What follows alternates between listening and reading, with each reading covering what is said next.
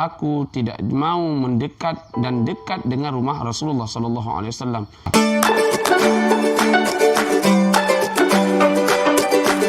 Bismillahirrahmanirrahim. Assalamualaikum warahmatullahi wabarakatuh.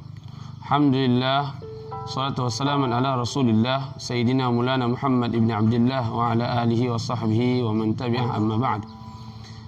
Izinkan pada kesempatan yang mulia ini kita kupas satu cerita, satu kisah menjadi iktibar bagi kita, yaitu Sya'ban Al-Ansari. Pada ketika Rasulullah sallallahu alaihi wasallam membangun satu tempat, satu wadah untuk berkumpulnya kaum Ansar dan kaum Muhajirin, yaitu Masjid Quba, maka di saat itu para sahabat semua yang berjauhan dari rumah maka mendekati untuk bisa dekat dengan Rasulullah sallallahu alaihi wasallam.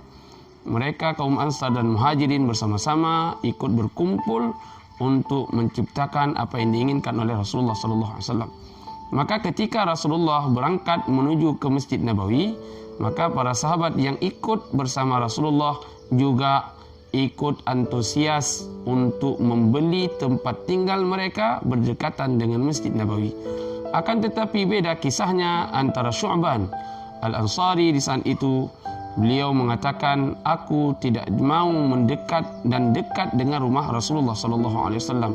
Di saat itu ada seorang sahabat, Ubay bin Ka'ab, yang merasa ragu dan merasa heran dengan perilaku yang dilakukan oleh Syu'ban, yaitu para sahabat semua berdekat ingin bersama dekat rumahnya dengan Rasulullah sallallahu alaihi wasallam. Beda kasusnya dengan Sya'ban yang beliau lebih memilih berjauhan dengan rumah Rasulullah sallallahu alaihi wasallam. Ternyata apa hikmah yang didapati oleh Sya'ban? Maka ketika setiap kalinya melaksanakan salat fardu bersama Rasulullah sallallahu alaihi wasallam, beliau tidak pernah terlambat, akan tetapi selalu mendapati saf yang pertama dan mengambil paling pojok di sebelah kanan. Supaya alasannya supaya tidak mengganggu orang lain yang berdatangan setelahnya duduk dan mencari tempat untuk beriktikaf di Masjid Nabi sallallahu alaihi wasallam. Maka pada satu ketika Rasulullah pada salat subuh menunggu kedatangan Syu'ban yang tidak kunjung datang dan dapat melaksanakan salat bersama Rasulullah pada awal waktu. Maka setelah Rasulullah kebiasaan dan menjadi sunat bagi seorang imam melihat dan memantau makmumnya yang belum melaksanakan dan menyempurnakan saf. Ketika Rasulullah datang dan melihat ke belakang, ternyata Syu'ban belum kunjung datang dan tidak nampak di hadapan Rasulullah sallallahu alaihi wasallam yang kebiasaannya terletak dan berdiri pada saf yang paling pojok di saf yang paling depan. Maka ketika itu Rasulullah menunggu dan menanti setelah iqamah. Kemudian Rasulullah karena sudah berlalu waktu menanyakan kepada sahabatnya, kemanakah Syu'ban? Maka ketika itu ternyata para sahabat semua diam dan tidak mengetahui posisi keberadaan Syu'ban. Setelah melihat waktu terus akan berakhir terlambat pada salat subuh, kemudian Rasulullah membiarkan tentang perihal Syu'ban. Kemudian Rasulullah lanjut melaksanakan salat fardu bersama para sahabat. Ketika itu ternyata para sahabat dan Rasulullah mempertanyakan keberadaan Syu'ban. Karena tidak mengetahui perihal yang telah dialami oleh Syu'ban, maka ketika itu pula lah terpikir oleh Rasulullah dan para sahabat untuk mengunjungi rumah Syu'ban. Ketika melihat perihal ini, kemudian ada satu orang yang menunjuk tangan dan menyampaikan bahwasanya aku mengetahui di mana letak rumah Syu'ban. Kemudian berangkatlah Rasulullah bersama sahabat menuju ke rumah Syu'ban. Ternyata perjalanan rumah Syu'ban dengan Masjid Nabawi, perjalanannya ada yang mengatakan 2 jam, ada yang mengatakan 3 jam perjalanan kaki yang dialami oleh Syu'ban setiap harinya untuk melaksanakan salat fardu bersama Rasulullah sallallahu alaihi wasallam. Kemudian setelah dinampakkan letak rumah sahabat yang namanya Syu'ban kepada Rasulullah, Rasulullah pun mengetok pintu dan menanyakan kepada pemilik rumah. Begitu diketok pintu oleh Rasulullah, dibukalah pintu oleh istrinya Syu'ban. Ketika dibukakan pintu, ternyata nampak tangisan yang ada pada istrinya Syu'ban. Maka tak lama kemudian Rasulullah dan para sahabat pun dipersilahkan untuk masuk ke rumahnya Syu'ban.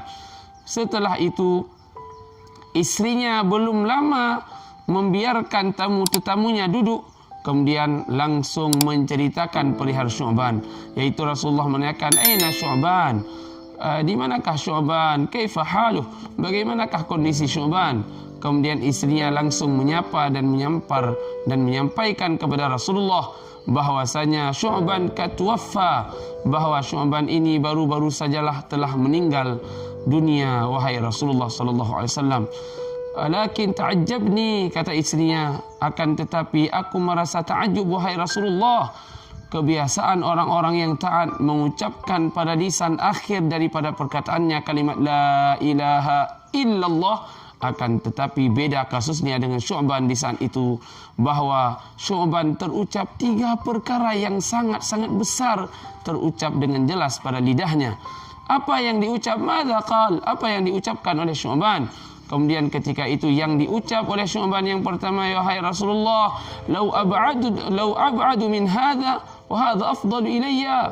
Lau ab'adu min hadha, ya Rasulullah, ya Allah, jikalaulah lebih jauh dan lebih jauh daripada perjalananku untuk melaksanakan salat, ya Allah, sungguh itu lebih jauh, lebih aula, lebih afdal. Kemudian yang ketiga disebutkan oleh Syu'ban di dalam akhir lisannya, lau a'taitu kulluh wa hadha afdal. Apabila aku berikan semua, wahai Allah, sungguh itu lebih besar pahalaku. Kemudian yang ketiga diucapkan oleh Syu'ban, lau a'taitu jadid wa hadha a'la wa afdalud darajati ilayya. Wahai Allah Ta'ala, seandainya aku berikan baju baru kepada orang ini, sungguh sangat besar pahalaku. Ternyata karena si istri ini tidak mengetahui takbir yang sedang dialami oleh Syu'ban.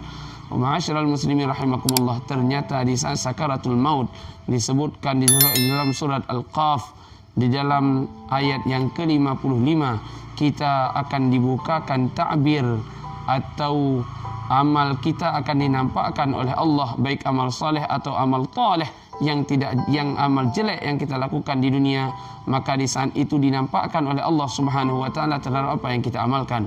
Ternyata Syu'ban yang pertama, lau ab'adu min hadza, apabila lebih jauh, ternyata Syu'ban melihat kelebihan yang diberikan oleh Allah kepada dirinya di saat melaksanakan salat yang perjalanannya 2 jam atau 3 jam dari rumahnya menuju ke rumah Masjid Nabawi begitu besar, maka dinampakkan kelebihan.